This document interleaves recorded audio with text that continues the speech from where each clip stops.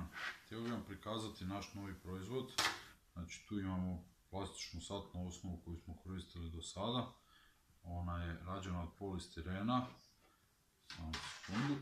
Evo vidjet ćete, vrlo je mekana i savitljiva i trpi temperaturu do 70 stupnjeva.